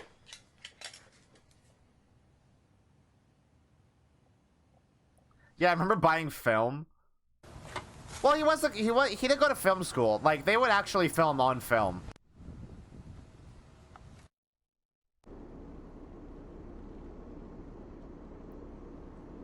I don't think they would do all digital, because, like, digital cameras give, like, a different, give a different, like, visual, you know? That's why Inland Empire looks so much more different than, a lot of David Lynch's other work, because it was, recorded on, like, a Sony camcorder.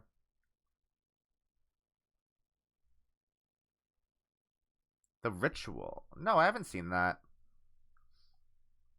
I should. That sounds interesting. Yeah, I will say, like, Marble Hornets didn't just inspire unfiction. I think Marble Hornets inspired, like, horror movies in general.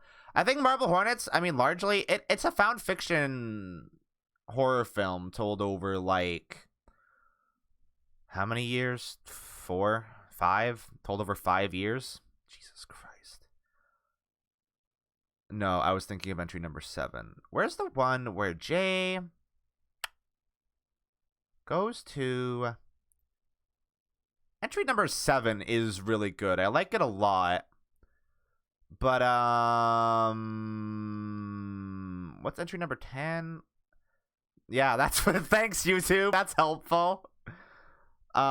Entry number 11 is very good. There's some shit in here where there's some use of, like, impossible space, and it's really, really fucking good and well edited, and I like it a lot.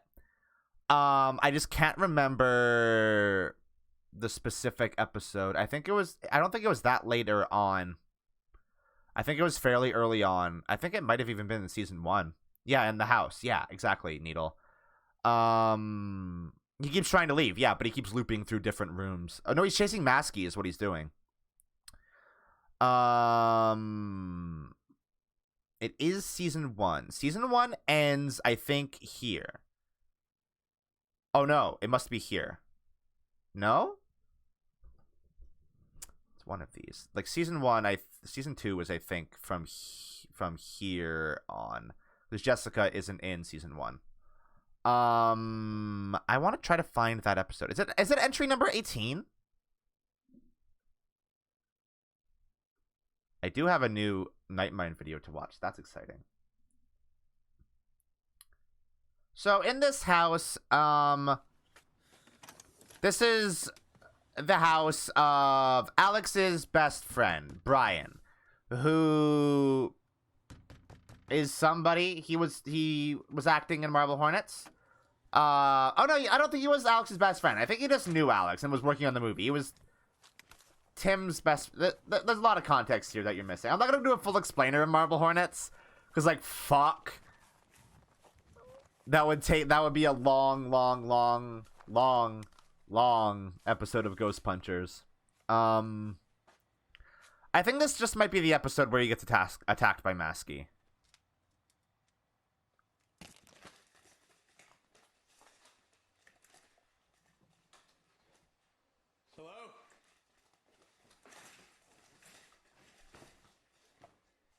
Who's here?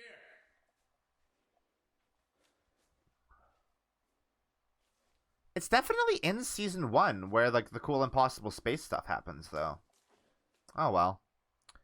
Everyman Hybrid also has some really good Impossible Space shit that's, like, built up over the course of the entire series and isn't just blown within the first year.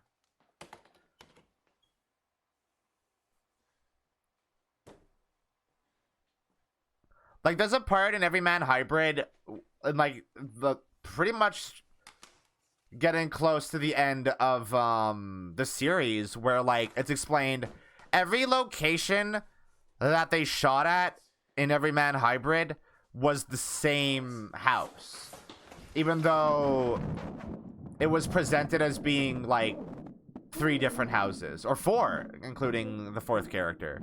And I think that's incredibly cool. Yeah, this isn't the episode I was thinking of. Oh. I think I have some slender sickness of my own.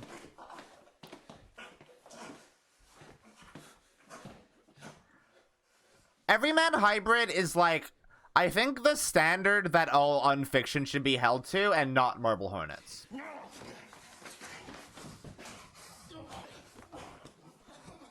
Because for what it's worth, I don't think...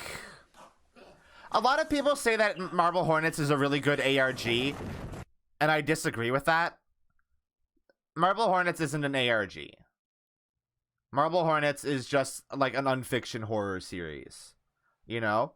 Like, there's not really a whole lot of actual audience participation that actually matters. Whereas with Everyman Hybrid, there was literal, like, geocaches, and, like, you had to go out and get stuff, and you would have shit mailed to you, and you had to play, like, a game within Everyman Hybrid. Marble Hornets didn't do that. Marble Hornets had... we're gonna pull it up. We're gonna pull it up right now. Marble Hornets had To the Ark, which was a bunch of visually interesting videos that ultimately didn't fucking matter. Like, where's a really good one? I think some of the later ones are really, really actually good. Like, some of the like, Attention is really good, I think.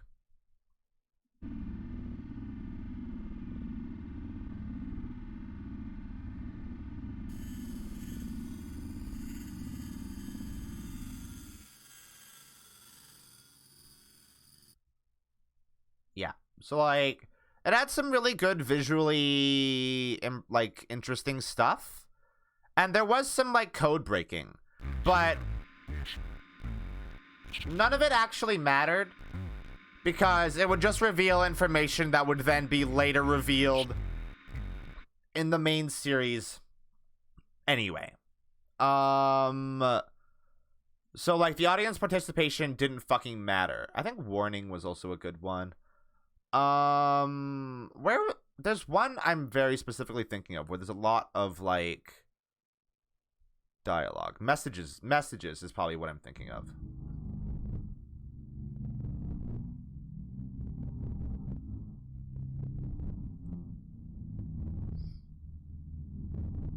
I think, in fact, this one is the one that came immediately after the last entry that I just showed.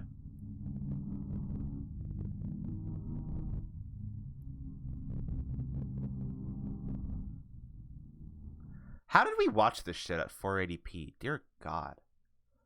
Anyway, so I will link Marble Hornets, even though everybody here has probably already seen it. You should go watch through Marble Hornets. There's actually probably a playlist of like all the Marble Hornets videos paired with the To the Arc videos, so you can watch them in like chronological order. I do recommend watching Marble Hornets because it is all right. It's mostly fine. The first season, which I believe ends with entry 25. The first season is really good. It's actually genuinely good.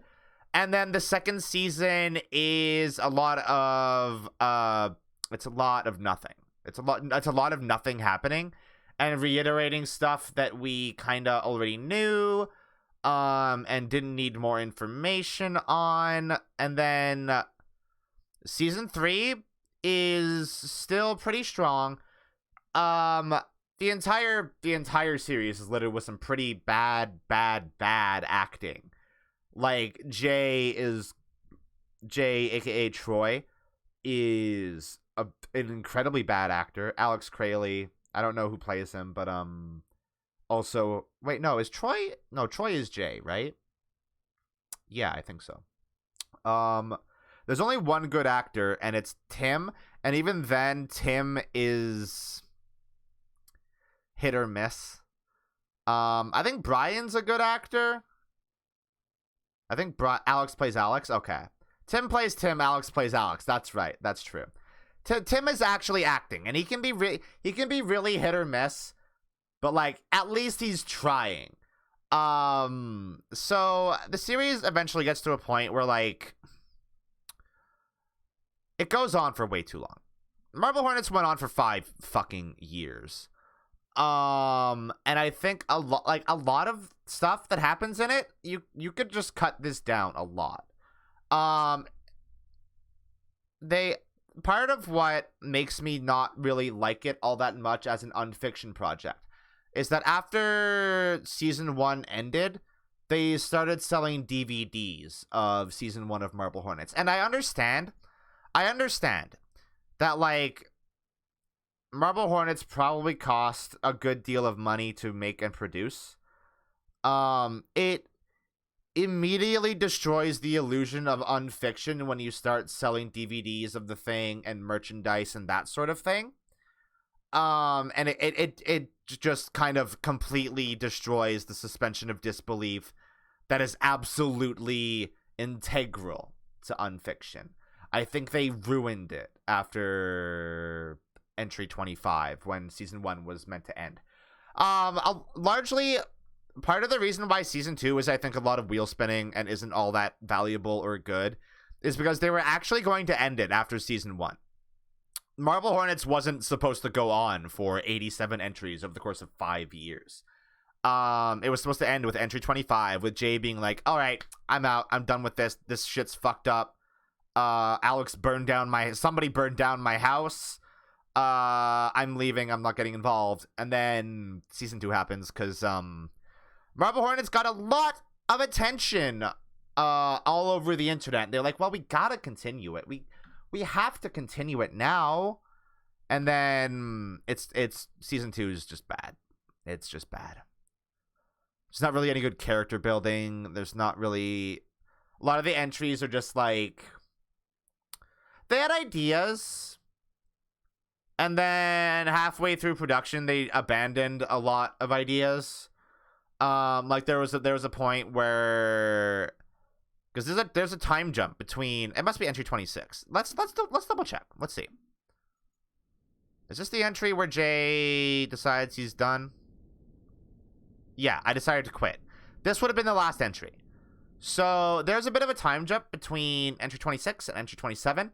In entry 27, Jay wakes up in a motel having no recollection of the last, like, few months, maybe even year. And there was a plot point where they were considering having Jay in the time in between 26 and 27 working with the cryptic entity known as To the Arc and being like his own masked figure. And they scrapped that and threw it in the garbage. And I thought And I personally think that would have made season 2 salvageable for me if they actually did something interesting like that, but they didn't. Season 3, for what it's worth, does do interesting stuff. It does a lot of really good stuff with Tim, who is the only actual actor in the entire series. And I think the conclusion, while possibly dissatisfying for all the build-up over the course of 5 years, I think it's satisfactory for me, personally. I think it's a good place for this series to end. It's very open-ended, but that's good. And then they tried to do a bunch of other stuff, like Clear Lakes, which didn't go anywhere. And actually, I think Troy is currently working on... No, what's it called? Is it not called Aqua?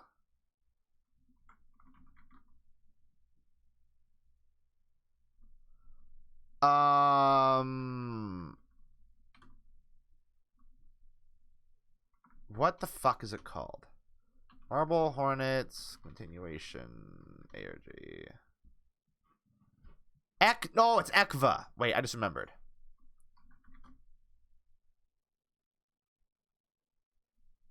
Ekva is good. It's actually, it's pretty fucking wild. This is what he kind of went on to do after Marble Hornets wrapped up, and it's good. I would recommend looking at Ekva as well. I will link Ekva. I'm not gonna do a whole thing on this because it's not Slenderverse related, but you should watch Ekva. It's still ongoing. You should watch it. It's actually an ARG, as opposed to Marble Hornets, which was just an unfiction horror series. Troy's the only one I don't want to follow. Yeah, probably. That's probably fair. Tim's cool. Tim seems cool. Anyway, we're gonna move on. We're gonna move on to the actually good one that I think is very good and excellent. We're gonna talk about Everyman Hybrid. You know what? Considering how long this stream might already be, I might cut the last one that I was gonna talk about, because I don't really have all that much to say about it at this point. I would have had more to say about it while it was happening, but okay, yeah. So my personal history with Marble Hornets is a little bit weird. So I got into it along with my friend Sean, aka Spam Tech, in the Discord. And then I started following Troy and Tim and all the people everywhere on Facebook. I think primarily is where a lot of this took place.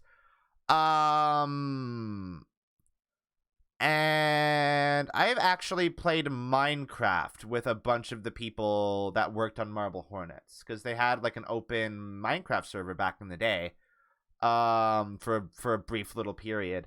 And we kind of chatted and played Minecraft together. It was really cool. That was a really cool experience. I think Sean still has like Troy on Facebook, actually, now that I think about it. Sean still uses fucking Facebook because he's a boomer. Even though he's younger than me. Yeah, so, and I was also on the actual unfiction forums while Marble Hornets was ongoing. So a lot of like the stuff surrounding Marble Hornets I was very familiar with, because I was on the unfiction forums before that place sadly got shut down. It's very sad. That was a great forum for ARGs and unfiction and stuff like that. We miss it. We miss it a lot. That's why that is largely why I call it unfiction instead of like ARGs and stuff. In honor of unfiction, of the unfiction forum. Anyway, let's watch let's watch Everyman Hybrid #1. The intro. They called it Okay, so I don't want to belay the bit. I don't want to break the bit immediately. But they just make note of the fact that the first episode of this series has the same title as the first episode of Marble Hornets, all right? Keep that in mind. What's going on, Internet? I am Vinny Everyman, and this is Everyman Hybrid. We're here to show you that you don't need those ridiculously expensive gym passes and harsh regimens to maintain a healthier, happier lifestyle. We want to show you that there's sort of a yin and yang between mental and physical health. So we decided... Right? Yeah, right? One or two out every week or so. And we'd love to hear Exactly, the little figurine is so good. Twitter.com/everymanhybrid or everymanhybrid@gmail.com. Good music, though.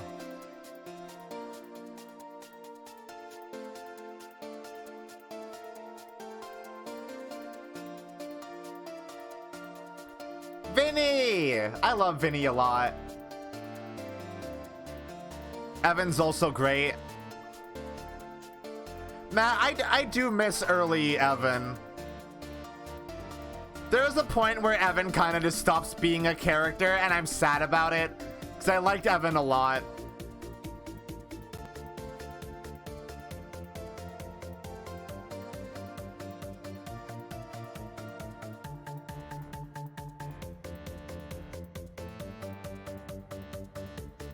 Look at all these shots of the woods. It's almost like this is purposely playing off of the introduction episode of Marble Hornets, huh? Huh, that's weird. That's a weird little cut in there. Weird little shot. Huh. How odd. How's it going, interweb? Today we are going to show you the importance of jogging and stretching. Is the figurine in every single one of these early episodes? But we're going to show you how jogging can be both exercise and relaxing at the same time. We're going to do what I like to call the sunset jog. It's where you go to the nicest spot in the park you can find, jog until the sun sets, come home, take a nice jacuzzi, and then stretch. I will say, the thing about Everyman Hybrid that makes it more fun to watch is that it actually has characters that are nice and charming and fun to watch. Marble Hornets doesn't really have that at all, really, for the most part.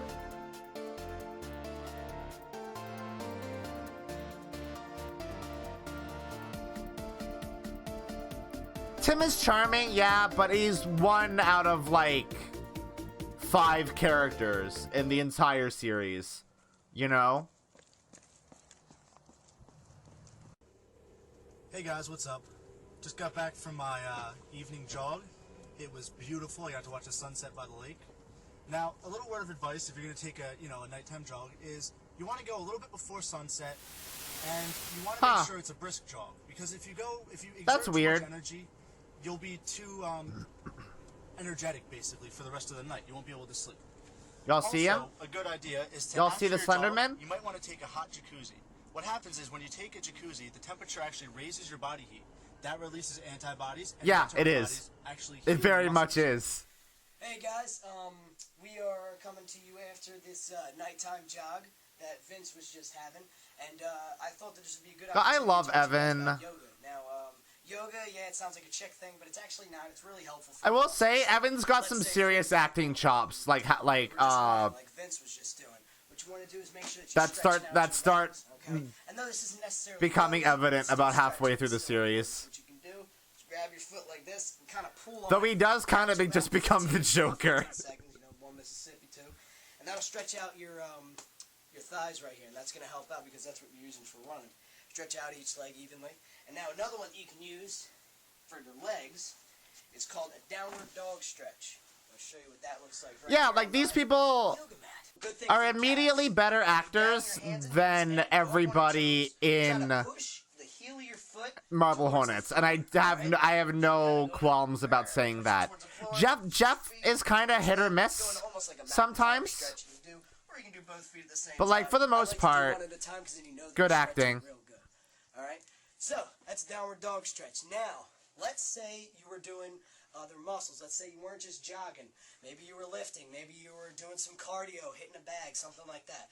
Maybe you were doing some crunches, working your abs. Here's a good ab one. After you guys are done your crunches, after, not before, you're done using all your muscles, crunching hard.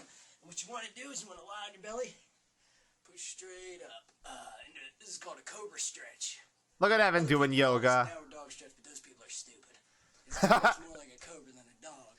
So, what that does is it stretches out the muscles that you just worked. I actually love these boys. Rock hard, beautiful stomach, but it'll also be real flexible, so you can do that in case you guys need to do that at all, or wiggle or break dance. You in case you need to do that kind of shit.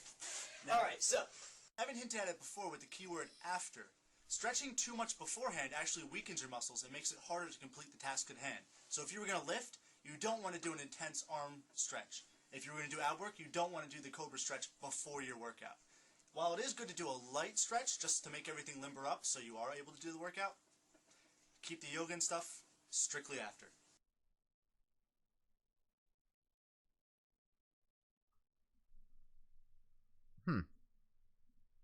All right. Do we want to do number 3? I think we should just skip to where the bit is revealed, which I think is this right here. So, okay. No, you know what? This one's really good. Episode number 4 is really good, where it makes the bit a little bit of too obvious. I'm going to teach you that cardio doesn't have to be boring. It doesn't have to And be then we'll get to the episode where the bit is revealed. Anything and everything that you can do outside that gets your heart pumping. Also, we're going to show you a couple alternatives to running, just in case you have bad knees, that are very helpful, and we'll keep you going. Because of course, so for the record, I don't condone bits. I don't endorse doing a bit ever. Bits are very hazardous to one's health. We don't do those here. But this is a fairly decent bit. It's not about excuse to not get up, get out, and get that heart rate going. Summer's right around the corner, and you can do many outside routines, including swimming, biking, car pushes, fireman carries. Pretty much anything you can do outside to get your heart rate up is good, and we will show you some of these. Evan, got anything to add to this list? Guess not. Huh. Anyway. Weird. Why is he holding that? The fireman carry. What's that he's holding? Looks like a little dummy. Backwards.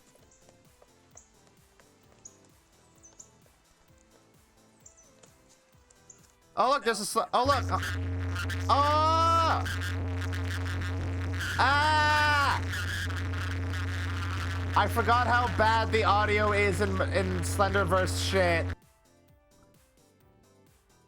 Alright, now let's say you can't get outside. Objectively awful audio. Oh! This is your old faithful right here, the treadmill. Now, most people use it whether they have a time constraint or the weather's just terrible. Look, it's a Slenderman. Let's say Look. you have bad knees or a bad back. That's when you want to go for a low impact machine like the elliptical.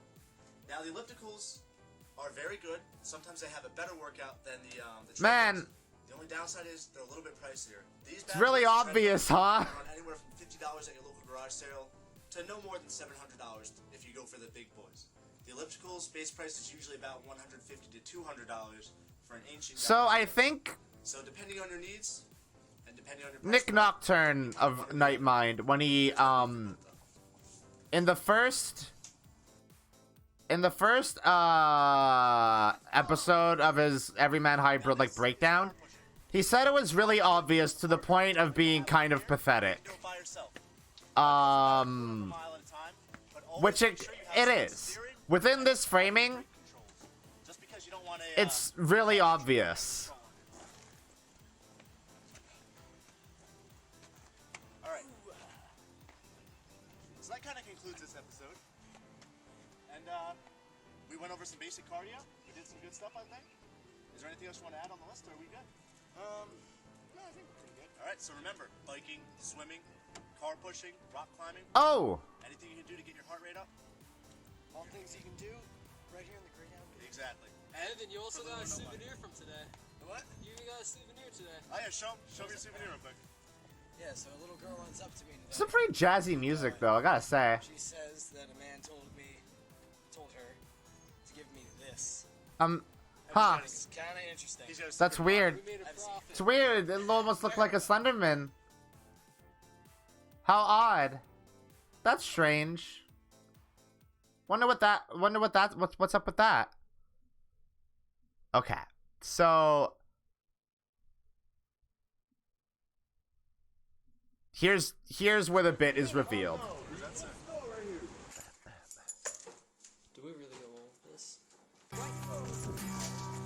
Oh, wait. Oh no. But we need to figure out who put it in Evan's house. Alright, so Evan. I don't want this stream to get DMCA'd. Please, Everyman Hybrid, be kind to me. I mean, think about it.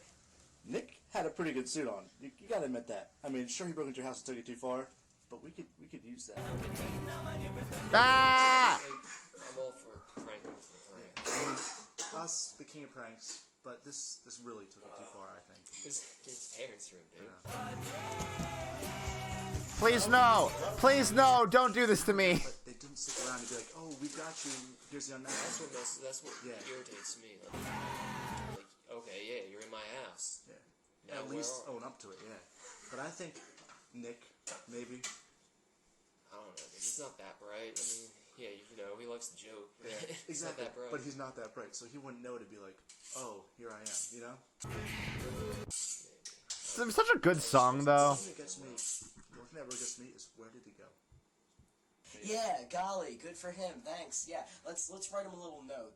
Yeah, that was the one that was thanks real. Slenderman, thanks for giving us this awesome footage. We also see it in How did he get out of the room? in a later video as well. We see the actual incident that they're talking about. I just don't sit with him, dude. I don't know. You think he really lame? I mean, I understand. He's been acting a little weird, even before that, you know?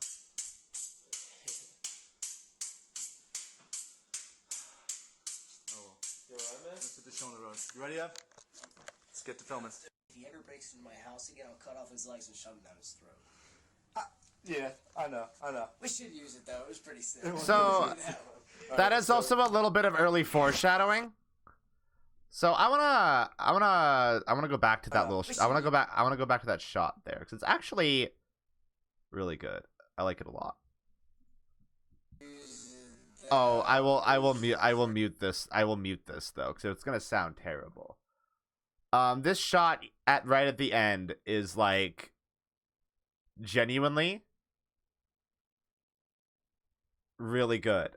You see it a bit more clearly in the video after this, I'm pretty sure. It's really good. So the bit of Everyman Hybrid is that they were doing a Marble Hornets. They were doing like an unfiction horror series. And then it became real. It became a real thing. Slenderman started coming after them. And I think that is a really good, interesting bit. Like, there are live streams that they did back in the day where they make, like, meme jokes that were, like, surrounding Marble Hornets back in the day. Like, give me $20. That was a meme back in the day for Marble Hornets. All Slenderman wants is $20, and then he'll leave you alone. They make jokes like that on stream. So they were clearly fans of Marble Hornets before making Everyman Hybrid. And so the idea of doing your own unfiction series where the characters in the series are in canon doing a Marble Hornets and doing a poor job of it at that, I gotta say, is really, really good. That is very, very good, interesting framing. I don't want to say much more about Everyman Hybrid because it's the sort of video series that one is like best gone into blind, but also is impossible to get into these days. So what we're gonna do, we're gonna go visit my dear friend, my good friend, Nick Nocturne, who has a playlist of videos explaining Everyman Hybrid. I'm gonna link it in the chat. Watch his videos on Everyman Hybrid because he does a really good job breaking down what is up with the series.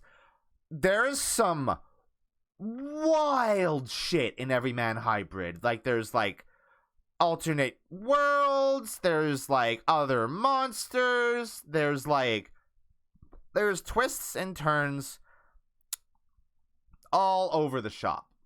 It's really good, and Nick's videos on Everyman Hybrid are phenomenal. I watch them all the time because he has like a nice, deep, relaxing voice, and also I'm still blown away by like how much of a monumental achievement Everyman Hybrid is. I think Everyman Hybrid took, I want to say 8 years. I want to say 8. When did it start? Yeah, like basically 8 years. It only ended 2 years ago. Wow, it already ended 2 years ago. That's wild to think about. It ending feels so much more recent than that. Yeah, but do go watch Nick's videos on it. They're really good. And Everyman Hybrid kicks so much ass. I cannot commend the Everyman Hybrid boys enough for what they achieved. It's good. It's really, really good. And it may have taken 8 years, but I think it was worth it in the end. All right. Should we talk about the other one? No, I don't have much to say about that other one. I put it in there because I wanted to talk about the big three, but then I remembered that the third of the big three is done by an abuser, and I don't want to cover it anymore. So, like, hey, if you ever hear about Tribe 12, don't engage with it. Because the guy who made it is a abuser and sucks and is bad. It's very sad. It also wasn't a very good series to begin with, but that's just my opinion. Yeah. So I think that's Ghost Punchers for the day. I think we're done with that. I think we're done. Oh, that's the wrong thing to get rid of. I'm gonna get rid of this. So, I hope y'all enjoyed our broadcast today. I had a lot of fun. It's always fun to do these. And I want to do them more often. And I'm going to try to do them more often. But as you can see, sometimes it takes a lot of work to achieve what I want to achieve with it. There is some doing that needs to be done for me to fully realize what I want the LUKA58 broadcasts to be. So maybe we'll continue just doing it bi-weekly. I don't know if we'll do it as a weekly thing. Bi-weekly seems good. Hey, let's talk about what is coming up on the channel. Look at what we got. This is the wrong one, actually. Hold on. I need to edit this. This is not correct. I mean, it is. I will say it is technically accurate. It is technically correct. Not about the dates. So, what we got is we got Ace Attorney Spirit of Justice tomorrow. I'm excited. We're starting the final trial of Turnabout Revolution, and that'll be good and exciting, and I'm happy and excited. We're doing Mizurna Falls on Tuesday. We're going to continue with that with Val. And then Wednesday, more Ace Attorney. We'll probably finish... We will either finish Turnabout Revolution or start... Turnabout Time Traveler, I think it's called. And then Friday, more Mizurna Falls. And then Saturday, I think we're going to continue Darkness and Dungeons. The first stream of that was very good and fun, and I enjoyed the time I spent with it. So that is the plans. Yeah, I think that's it. Darkness and Dungeons was so fun. I'm glad you guys had a good time with it anyway. Yeah, it had a really big, consistent viewership throughout that entire stream, so I think we're definitely going to continue doing it, because it's definitely got more viewers than Dead by Daylight did when we did that. Or Phasmophobia, for that matter. Phasmophobia streams haven't been all that popular when we've done them, so, Darkness and Dungeons will be around for the foreseeable future. Thankfully. I'm really actually shocked that it worked out and turned out to be good. Makes me happy. Anyway, thanks for joining me today. I love you all. I hope you'll have a wonderful morning, afternoon, or night. And as always, a good sleep.